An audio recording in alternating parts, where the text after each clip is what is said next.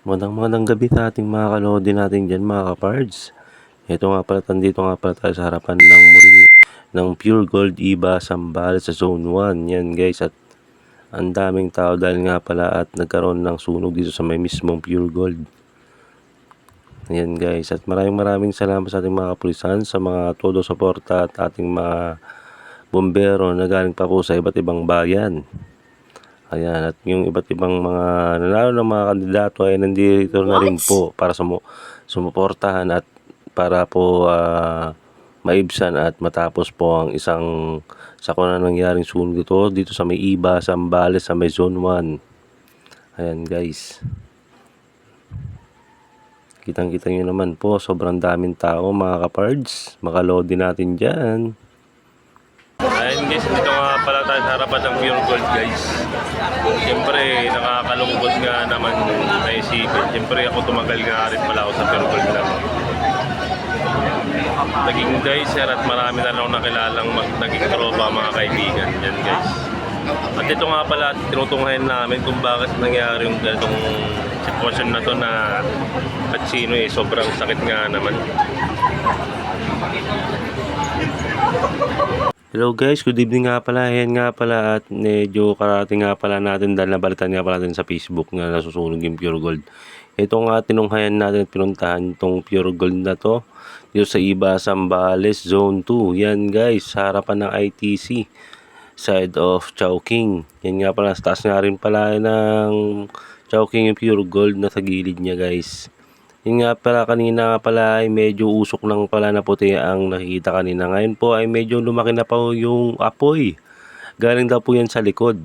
At medyo pula-pula na yung usok na dumadaloy. Halos talagang apoy na po siya. Yan guys. Kasi ang likod po niyan is puro warehouse po yan.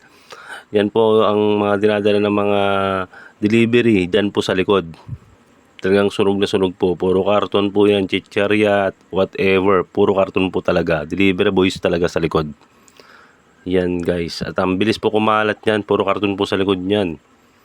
Yan guys. Mga lods. Ang hirap naman po tanggapin dahil dyan po ako nagsimula pagiging dicer sa Pure Gold po. Dito sa Iba, Sambales. Yan. Naway sana po ay matupok po ang apoy at magkaroon po ng magandang resulta tong sakuna na to na nangyari sa Pure Gold. For the first time po yan guys. Tagal-tagal po na nakatayo ang Pure Gold. Ngayon lang po ito nangyari sa Iba, Sambales.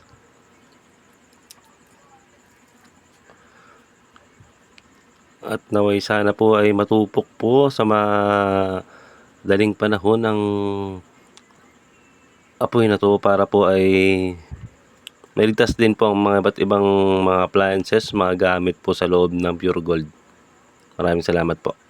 Heto guys, at maghahanap nga pala tayo ng ating mga kausap, yung nagtatrabaho dito sa mismong Pure Gold. Let's go! Tayo sir, sa Pure Gold po ba kayo nagtatrabaho? Pure Gold kayo sir? Hindi nga. Opening kayo o closing? Ito lang po.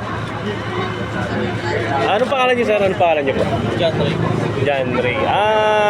Anong oras kayo lumabas dyan sir? Alas pag-uwian na rin kami. Pag-uwian na, anong oras pang uwian niyo? 8 pass. 8 pass. 8. Pero wala pa naman pong ganyan na nangyari po, Juan po. Na ano yung may sunog, ganun po sir. Umusok.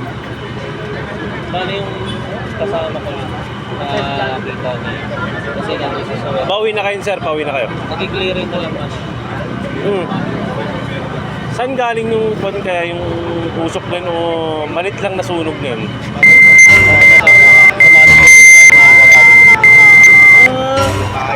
Pero sa loob galing ng warehouse kaya?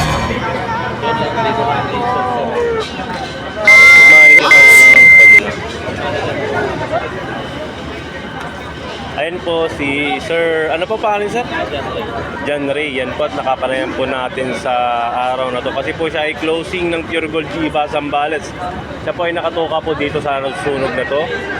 Ayan guys, at yan po yung mga na sabi sa kanya at yung mga na-encounter niya dyan sa may loob ng Pure Gold.